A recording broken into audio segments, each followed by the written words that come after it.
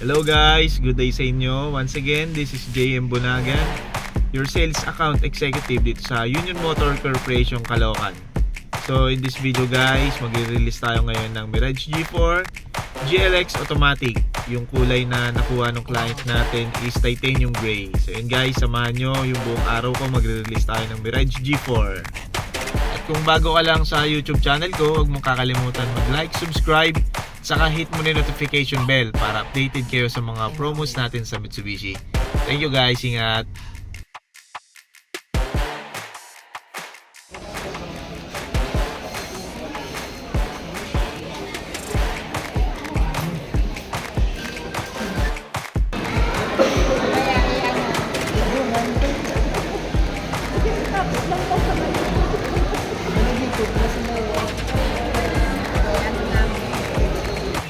Akala naman ako sa tino nito.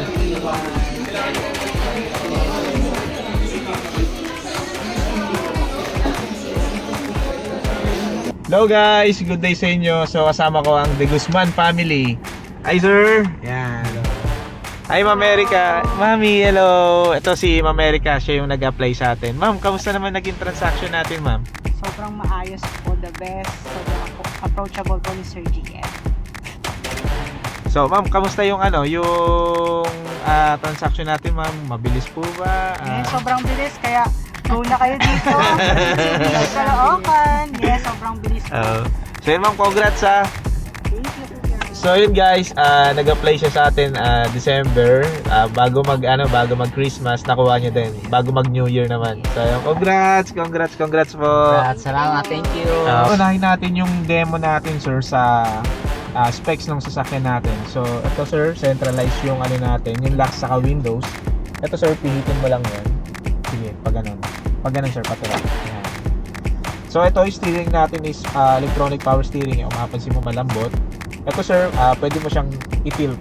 So pag i-tilt mo, bababa mo lang ito. Pero sign mo dito sir. Bababa po siya.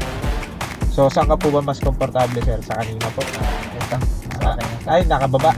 Yan. Tapos ilalak mo lang. Ito sir, tulak mo to. Medyo matigas lang yan.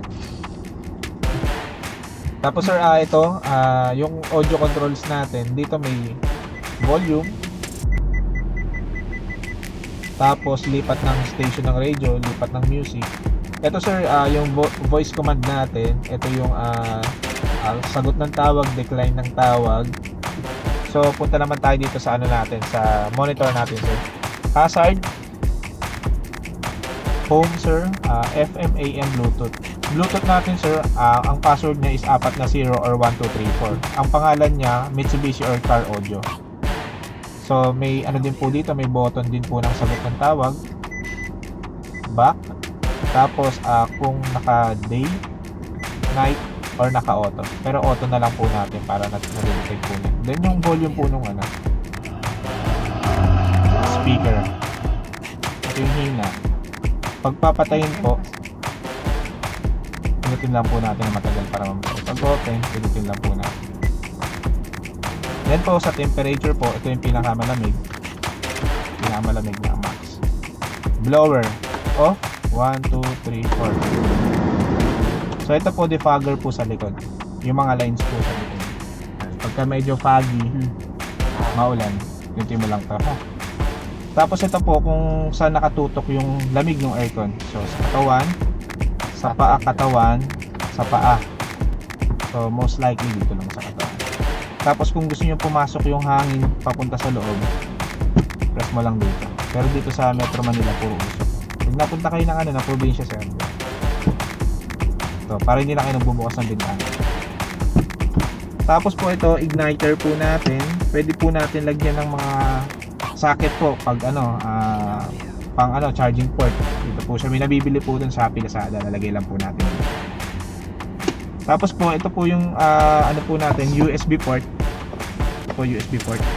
Ano na din po ito ma'am, naka Android Auto po ito. Android Auto at saka Apple CarPlay. Meron po ba kayong cord para maturo ko po sa inyo? Charging cord po. Better na. Hindi nawawala.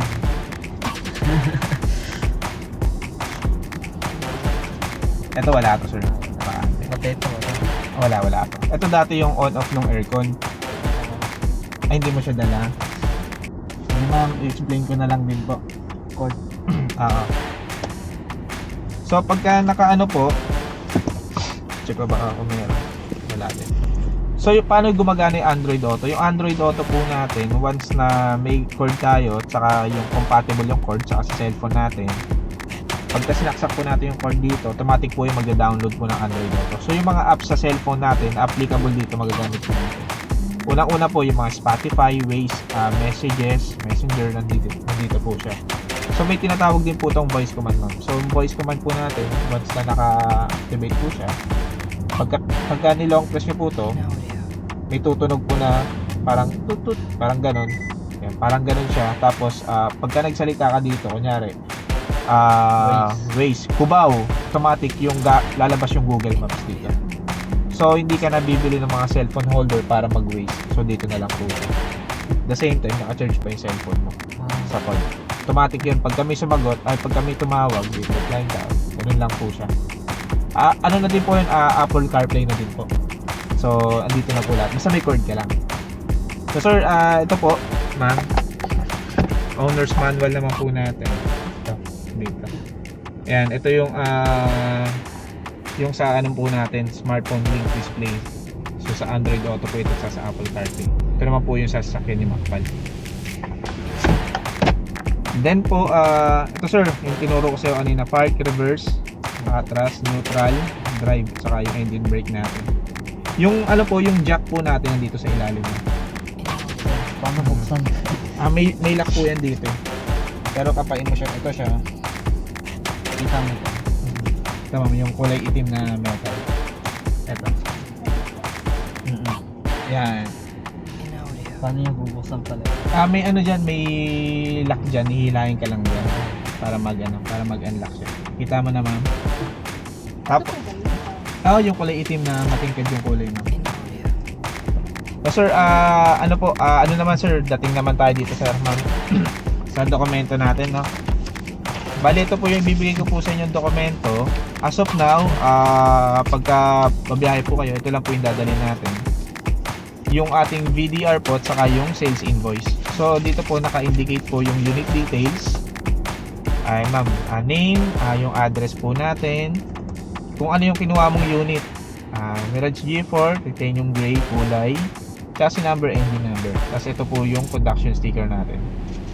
So, ito lang po yung pe-process po natin, ma'am, ha? Then, yung ORCR po natin, ang dating po nun, 2 weeks to 4 weeks. Bali, isasend na lang po yun sa email address niya. Then, ano po ba yung mga nakapaloob dun sa in-avail natin? Bali, unang-una po, yung 3 years na LTO, yung registration natin, 3 years. After 3 years, paparehistro na po natin yun. Then, may kasama na po siyang comprehensive insurance. Comprehensive insurance po natin with acts of God po. Kunyari po, nabaha, nabagyo, lumindol, kasama po yun. Then po, comprehensive po siya, magagamit mo po siya sa third party. So, kunyari, huwag naman po sana nakabangga tayo, yung insurance mo pwede mo gamitin sa kanya. At the same time sa'yo.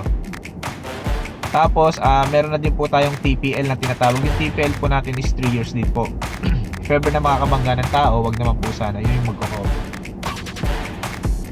Then po, yung insurance po natin, yearly po yun, dapat nire-renew po. Automatic po kasi yun, pagka hindi po tayo nakapag-renew ng insurance natin, dependent po tayo ni bank. Gat naka-finance po. Tapos, dito naman po tayo sa warranty booklet po natin. Bali sa warranty booklet po natin, ang warranty po natin is 3 years or 100,000 kilometers. So, pag naka first 1,000 na po tayo, ito po, first 1,000 hanggang 5,000 po, sa ibang dealership po, free po yung labor.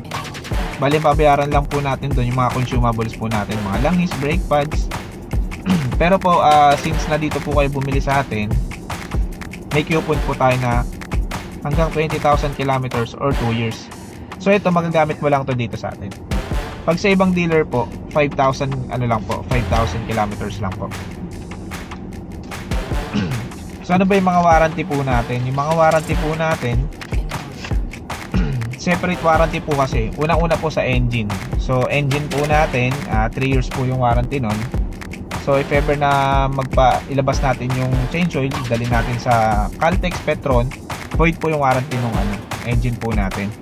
Sa electrical naman po, 1 year naman po. If ever na mag-cut kayo ng ng mga wiring po, ma-void po yung warranty natin ng electrical. Pero may warranty pa rin po